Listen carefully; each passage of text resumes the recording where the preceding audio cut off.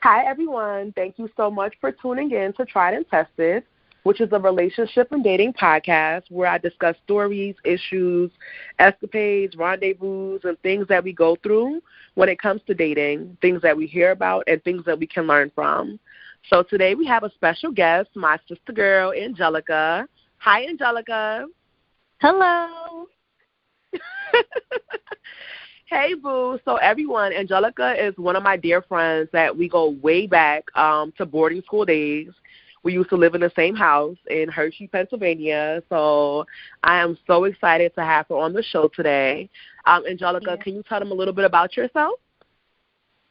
Well, you and I go way back. I live in Philadelphia now, and I'm just out here living life and trying to, navigate being single. It's a struggle sometimes.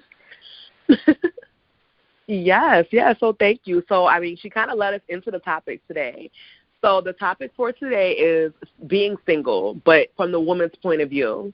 And then I'm also going to have one with being single from the men's point of view. So first and foremost, what is your definition of single? Because I think a lot of people are confused. A lot of people are conflicted. A lot of people are just doing whatever they want. So what is your personal definition of being single? My definition of being single means that you're not committed to any other person. So you could still be dating people casually in my mind, but, if I'm not in a relationship, then I'm single. Okay, so there's single and being completely alone, and then single and dating, right? Yeah. Okay. So if you could be single and not dating anybody, or you can be dating and you just haven't found the person you want to be with yet. Okay. All right. No, that definitely makes sense. All right. So obviously you and I are both single. From your point of view, why do you feel like you're single? I seems like a simple question, but it's so hard to answer. But I think I'm single because right now I just haven't found the person. Like you said, I'm dating people sometimes on and off, but I haven't found somebody that I wanted to be with. So I'm going to stay single until I feel like I'm with somebody that I'm secure with and that I can trust and all that stuff. Okay. All right, that definitely makes sense. And I feel like I don't really think I feel the same way. I'm somebody who typically, even when I am single, I was the kind of person who loves to go out to eat. So if you're trying to take me on a date and we're going to eat, let's go. I don't care who you are, but I wouldn't use them. I would only go on one date. But, now, I'm in a season of, being single where I don't even realize that I'm single because I'm so busy and I'm doing so many things and I'm not really worried about anybody else, So there are definitely different types of, like I said, singleness. So you did mention about, you haven't found the right one. So what is your criteria? What are you looking for in a man that you feel like you have not yet found? For me, what's difficult is what I'm looking for is more of how I feel with that person. Okay. And it's more of a connection level. I meet guys that have all of the criteria of educated, having, a good job, nice, whatever, any physical stuff. They meet that, but then if I don't feel that connection with you, then you're not the one. So I feel like it's more on me. Okay. Does that make sense? So you're so they can have all the things on paper, but if you yourself don't have the actual connection with them, you don't have that feeling with them, then right. Right, okay. because I've dated guys that had everything on paper, but then I don't feel like I can really be myself around you, or there's something there's something off. So yeah. Yes, that definitely makes sense because being yourself around anybody, whether it's friends or a partner, that is number one, So that definitely makes sense. Yeah. I've learned over time that having that checklist has not been helpful for me. Having a checklist of physical and education and all that stuff. It's nice, but it hasn't been helpful for me in finding somebody that I could connect with. Okay, like that whole tall, dark, handsome, rich, Right. checklist. I mean, that's all a plus. That's all a plus. But yes. yeah. So character is definitely important. So what would you say is the difference in being single maybe like in your 20s versus being single in your 30s? I think the biggest difference for me is that I'm more comfortable being single now, whereas my 20s, okay. I felt like I sometimes had to be dating somebody, or like if I was single, then I had to be looking for somebody to date, or like whereas now at 30s, I'm just like, it is what it is. I'm not settling for just being with somebody for the sake of being with someone. So. Yes, I mean, I definitely agree with you. I feel like in our 20s, I think that one of the things that we never really learn about, or at least not for myself, is you don't really learn about relationships with the opposite sex.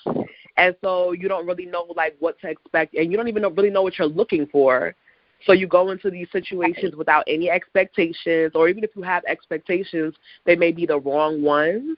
And so I feel like that is, yes, that's like a big change, I think, from when I was 20 and when I was dating. Like, my mindset was just all over the place. I didn't have any focus, any goal.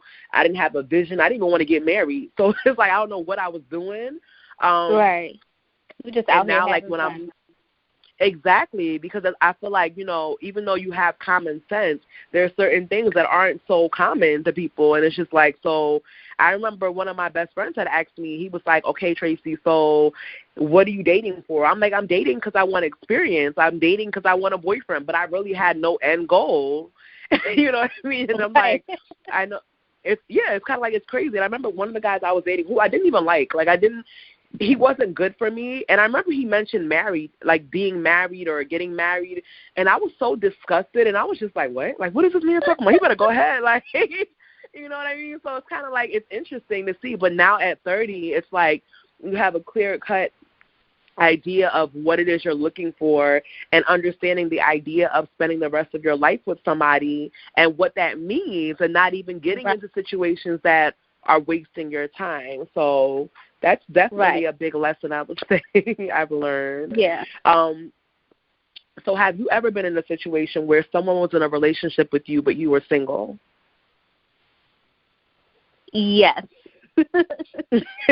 So tell us a little bit about that. It was, now the thing is, I felt like I was being very clear with the fact that I was single, and that we weren't in a relationship. And this, I probably told you about him way back, but he, I think the issues actually went deeper, because he would tell me, oh yeah, I understand. No, we're cool. We're just chilling. We're just friends. But then his actions weren't reflecting that. Like, he was trying to act like we were in a relationship. And I had to just end everything, like friendship and everything, because it just wasn't clear. And I didn't want to be like leading him on, or like, causing any more confusion. But yeah, I always do try to be upfront. Like, if I'm like, we're just going to hang out and be friends, and I feel like you have those kind of feelings for me, I'll let you know, like, I don't want to be in a relationship with you. Like, I feel like it's just easier to have that out of the way at the beginning. But yeah, that didn't work. It didn't work in that situation. He still thought that we were in a relationship.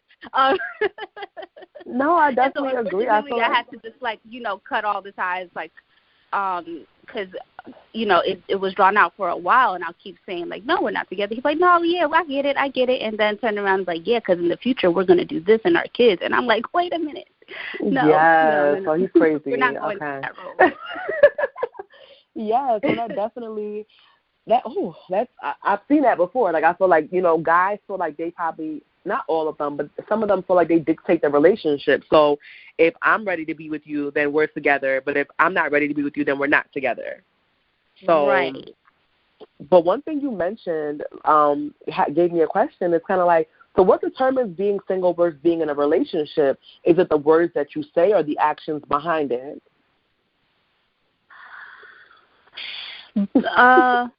Both. I think, but like, you can say, because you could definitely say you're in a relationship, but if you're behaving like you're single, then that's a problem. But Yeah, I think it's a combination of your actions and your words, and it has to be a mutual understanding. Like this, like it's going to be you and me and you, and that's it. Mm-hmm. Yeah. Okay.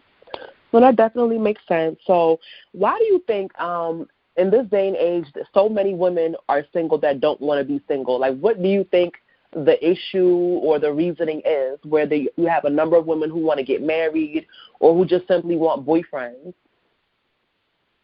Gosh, I feel like there's so many reasons, but I think part of it goes to what we were saying with us dating in our 20s and our 30s. Like a lot of women, I feel like, are maybe in their 30s, maybe late 20s or 30s, or that are ready to be in a relationship and be married, but they're not, and that's because they know better. And so they could probably be married or with somebody, but they know that that's not the right person. They're not going to settle for whatever. So, like, they want to, but they're just waiting for the right person. But then there's also, I feel like, women who try too hard to have that and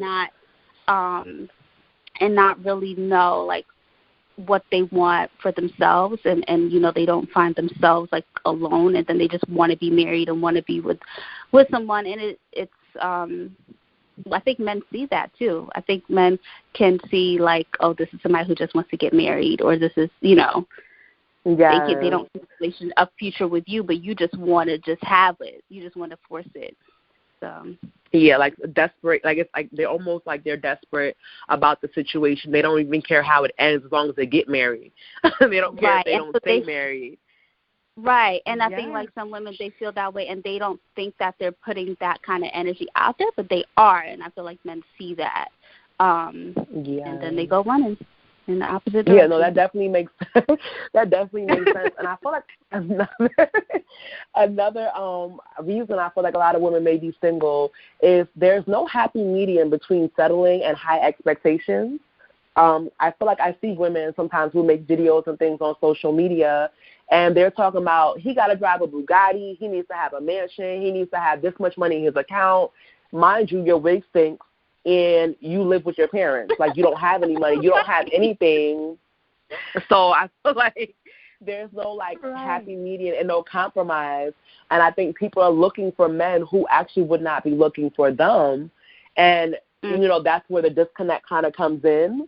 And it's just like, I feel like, and people also don't focus on themselves. They're more or less focused on, I need a man, but while you're waiting or while you're looking, which you shouldn't be looking, but anyway, that's another topic. While you're waiting, it's like you're not even preparing yourself. Like, you can't cook, you can't clean, you know, you don't do your own laundry, you don't brush your teeth every day. Like, you know, there's so many things that people, I feel like, they don't utilize their time, though. Yeah, I think you make a good point. I think a lot of women are searching for a type of man that can be searching for them because they don't, they're not aware of what else they need to bring to the table. Like, they're looking for a man that's going to bring everything. And then the man that they're looking for is looking for an equal, somebody that can also bring other things to the table. And, you know, I think what you said about social media, I'm so grateful that, like, we grew up in a time where, like, we weren't exposed so much to, like, social media, like, as kids and as teenagers, because I think they're everything is just so messed up. Like, they're just so skewed. Their ideas of what a relationship is supposed to be and what they're supposed to be looking for in a mate and all that. Whereas, like, I always felt like, okay, yeah, it'd be nice to have somebody to spoil me, but I'm not going to say, oh, somebody needs to buy me a Chanel bag if I am not able to buy myself a Chanel bag. You know, like, if I'm not. But, you know, now you have everybody is kind of fed this thing where, like, they need to search out somebody who can spoil them and buy them this and take them here and take them there and not give anything in return, and they don't have to be on that level themselves. Like, it doesn't make sense, but. Yeah, it's delusional, actually, but I feel like somewhere, somehow, delusional. It is. I'm like, and with social media, like, that's such a great point because people have a distorted idea of what relationships are based on people's relationship goals.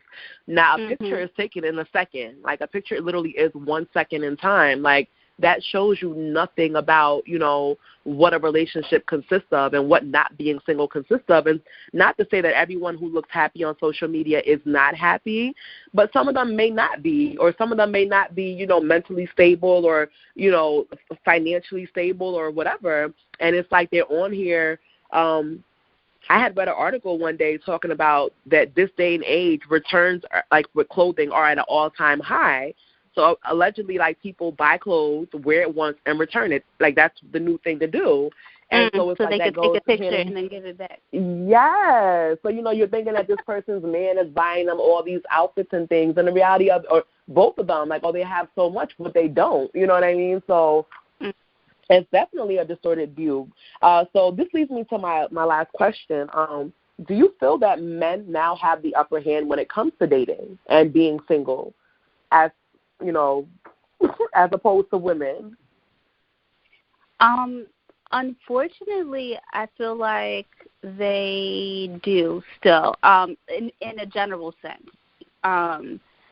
They do, because there's still so many women out there, like you said, who are just looking to be married and looking to be with someone, and not necessarily growing themselves. And so it will always come down to the man deciding if he wants to be with you or not. You know, like, yes. I definitely agree. Yeah, I feel I don't know why, but I feel like no matter how, even a woman who is like strong and accomplished and everything, like, we can say that, all right, I'm good just being single, but most of the time it really goes down to, like, you can be great, but if he decides that he's not ready to be in a relationship, then we're not in a relationship. And it's usually, I don't know, it's really hard to explain, but I feel like they do still have the upper hand. No, yeah, I definitely agree with that. And I also feel like they have the upper hand when it comes to picking and choosing. Like, I feel like a lot of men may like to remain single because there are so many beautiful women who are single. And I feel like if you look half decent and you have money in your account, you can pick from 20 different girls every weekend. You know what I mean? Like, yeah, because it's like all these, and women don't care. He's giving me attention. He has money. He looks good. And I feel like, so that really wouldn't make a man, I feel like, not want to be single. You know what I mean? Whereas women, it's kind of just like, okay, I'm ready to settle down. Like, you know, I want this one, but he won't settle down with me. So I definitely feel like what you're saying, like, men definitely have the upper hand in that instance because they have so much to choose from, and they have women who are ready. And, you know what I'm saying? So it's kind of just like, I remember this guy, this is something that just reminded me, and I guess he's like a womanizer. You know, he wasn't too cute, but he has money. And I remember, I can't remember why, it was a group of us. We stayed at his house for like a week. And when I tell you this man's phone was ringing off the hook, like, it was like a call center. And I'm like, wow, like, how can one person be that, I'm serious, be that popular? And then it's like different women would come to the house every day. One girl would be cooking, one girl would be cleaning, and they would all sleep with him. And I was just like, is this real life? But then that's an example of somebody who, like, is kind of like a playboy, but it's like you have a good personality and, you know, you make women feel good about themselves, and so there you go. Whether they know you're a player or not. If you have all of that, then why give it up for one woman? Exactly. And his house is big enough for all of us to stay there. So therefore, it's kind of like you have money, you have something. You know what I mean? Like, and so that's that's crazy. But yeah, I definitely think men are definitely winning in this day and age. But of course, there are single men out there who don't want to be single. So that's, like I said, a whole nother topic. But I definitely just want to thank you so much, Boo. I thank you, for coming on. Me. Yes, like coming on, taking the time out to like discuss this with me and all of that good stuff. So do you have any last words to say or anything that you want to talk about, bring up, or what have you before we end this episode? No, I would just say, I think what we need is definitely like what you're doing, talking about these topics and having dialogue, honest dialogue. So, keep it up and we'll be listening, trying to, figure things out. Yes, we all trying to navigate this dating world. Millennial dating is no joke.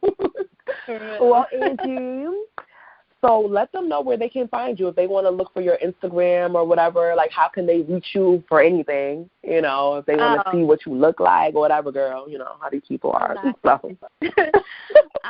I'm on Instagram. My handle is __ jelly, JELI, and then _. That's pretty much all that I'm at. I don't really do much other social media. But yeah, go ahead, follow me. Yes. Well, thank you so much, love.